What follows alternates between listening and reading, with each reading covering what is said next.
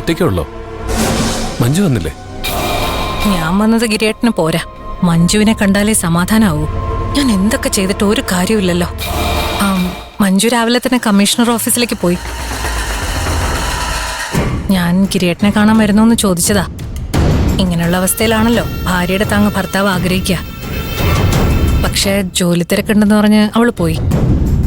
സാരമില്ല, അവള് ഞാൻ നിരപരാധിയാണെന്ന് തെളിയിച്ച് എന്നെ പുറത്തിറക്കാൻ വേണ്ടി ശ്രമിച്ചുകൊണ്ടിരിക്കുക. എന്നെ ഇങ്ങനെ ജയിലിൽ കാണാൻ അവൾക്ക് ബുദ്ധിമുട്ടുണ്ടാവും. അതുകൊണ്ടായിരിക്കും അവള് വരാത്തത്. എന്ത് സംഭവിച്ചാലും ഭാര്യയെ വിട്ടുകൊടുക്കില്ല. ഇങ്ങനൊരു ഭർത്താവിനെ കിട്ടാൻ നീ ഭാഗ്യം ചെയ്തിട്ടുണ്ട് മഞ്ജു. ഞാനിന്ന് ഗിരിയേട്ടനെ കാണാൻ വരുന്നുണ്ടെന്ന് പറഞ്ഞതോടെ അമ്മ അടുക്കളയിൽ ഭയങ്കര പണിയായിരുന്നു. ഗിരിയേട്ടന് ഏറ്റവും ഇഷ്ടമുള്ള ഭക്ഷണമൊക്കെ അമ്മ ഉണ്ടാക്കി തന്നുവിട്ടിട്ടുണ്ട്. അതെല്ലാം ഞാൻ സാറിനെ ഏൽപ്പിച്ചിട്ടുണ്ട്. ചോദിച്ചു വാങ്ങി കഴിക്കണേ. അമ്മയ്ക്ക് ഗിരിയേട്ടനെ കാണാൻ വരണമെന്നുണ്ടായിരുന്നു. ഏയ്, അത് വേണ്ട. അമ്മ എന്നെ ഈ അവസ്ഥയിൽ കാണുന്നത് എനിക്കിഷ്ടമല്ല. എന്നെ കണ്ടാൽ അമ്മ കരച്ചിൽ തുടങ്ങും. അച്ഛനെ പണ്ട് പോലീസുകാർ അറസ്റ്റ് ചെയ്തുകൊണ്ട് പോയത് ഓർക്കും. പിന്നെ അതിനെക്കുറിച്ച് ടെൻഷൻ അടിച്ച് പ്രഷർ കയറ്റി എന്തെങ്കിലുമൊക്കെ അസുഖം വരുത്തി വെക്കും. അതൊന്നും വേണ്ട. ഞാൻ എന്തേലും പറഞ്ഞ് അമ്മയെ സമാധാനിപ്പിച്ചോളാം. അമ്മ പ്രീതി പറയുന്നൊക്കെ കേൾക്കാൻ തുടങ്ങിയോ? ആ, ചെറിയ കാര്യങ്ങളൊക്കെ ആണെങ്കിൽ കേൾക്കും.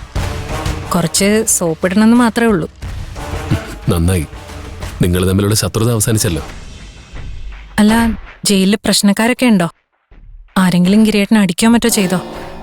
ഏയ്, ഇവിടെയുള്ള ഭൂരിഭാഗം പേരും എന്റെ കൂട്ടുകാരാ. പിന്നെ ഉള്ള ആരും ഞാനുമായിട്ട് ഉടക്കാനുള്ള ധൈര്യം കാണിക്കില്ല. നാട്ടിലെ പോലെ ഇവിടെയും നമ്മളെക്കുറിച്ച് കഥകൾ പറഞ്ഞിട്ടുണ്ട്. നമ്മൾ തമ്മിൽ ബന്ധം ഉണ്ടായിരുന്നെന്നും അതിനെ ചോദ്യം ചെയ്തുകൊണ്ട് ഞാൻ പീതാംബരനെ ഒഴിവാക്കിയതാണെന്നും. അത് കേൾക്കുമ്പോ എനിക്കെന്റെ നിയന്ത്രണം തെറ്റും. ഇത് പറയുന്നവന്മാരുടെയൊക്കെ തല ചുമരിൽ ഉരയ്ക്കാൻ തോന്നും. ഗിരിയേട്ടൻ പ്രതികരിക്കാൻ നിൽക്കരുത്. അവര് എന്തെങ്കിലുമൊക്കെ പറയട്ടെ.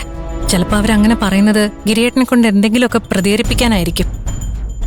ഇവിടെ വെച്ച് അടിയുണ്ടാക്കി കഴിഞ്ഞാൽ അത് മറ്റൊരു കേസായിട്ട് ചാർജ് ചെയ്യാമല്ലോ. അവരുടെ വലയിൽ ഗിരിയേട്ടൻ വീഴരുത്. അന്ന് വീട്ടിൽ വെച്ച് പ്രീതി എന്നോട് ചോദിച്ചില്ലേ, ഞാനാണോ പീതാംബരനെ കൊന്നതെന്ന്? പ്രീതിക്ക് ഇപ്പോഴും ആ സംശയമുണ്ടോ? അത് അപ്പോഴത്തെ എന്റെ വിഷമം കൊണ്ട് ഞാൻ അറിയാതെ ചോദിച്ചു പോയതാ. ശാന്തമായി ആലോചിച്ചപ്പോ ഞാൻ ചെയ്തത് എത്ര വലിയ തെറ്റാണെന്ന് എനിക്ക് മനസ്സിലായി. ഗിരിയേട്ടനല്ല എന്റെ അച്ഛനെ കൊന്നതെന്ന് എനിക്ക് 100% ഉറപ്പാ. ഞാൻ നിരപരാധിയാണെന്ന് ലോകത്ത് വേറെ ആര് വിശ്വസിച്ചില്ലെങ്കിലും നീയും അമ്മയും മഞ്ജുവും വിശ്വസിക്കണമെന്ന് എനിക്കുണ്ടായിരുന്നു. ഇപ്പോഴാ എനിക്ക് ആശ്വാസമായത്. പിന്നെ സമയം കഴിഞ്ഞു. ഞാൻ പോട്ടെ.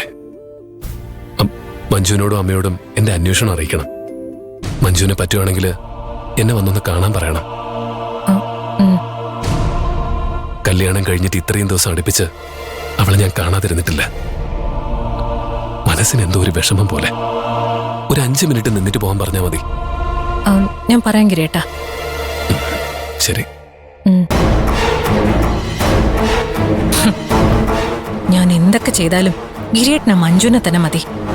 ഇതിനകത്ത് ഏട്ടനെ കൊണ്ടുവന്നിട്ടത് അവളാണെന്ന് പോലും ഗിരിയേട്ടൻ മറന്നു. എന്റെ വില എന്താണെന്ന് ഞാൻ ഗിരിയേട്ടനെ മനസ്സിലാക്കിപ്പിച്ച് കൊടുക്കുന്നുണ്ട്.